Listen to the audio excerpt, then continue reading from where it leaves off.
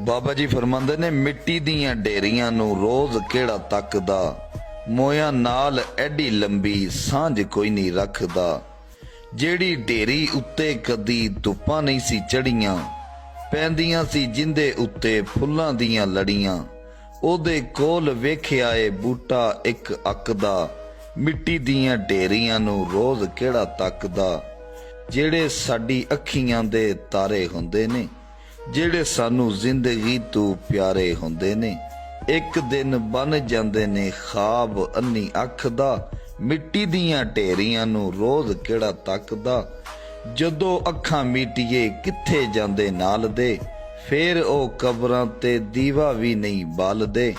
ਉਹ ਕਾਹਦਾ ਪਿਆਰ ਜਿਹੜਾ ਹੋਵੇ ਵੱਖੋ ਵੱਖ ਦਾ, ਮੋਇਆਂ ਨਾਲ ਐਡੀ ਲੰਬੀ ਸਾਂਝ ਕੋਈ ਨਹੀਂ ਰੱਖਦਾ। ਮਿੱਟੀ ਦੀਆਂ ਢੇਰੀਆਂ ਨੂੰ ਰੋਜ਼ ਕਿਹੜਾ ਤੱਕਦਾ।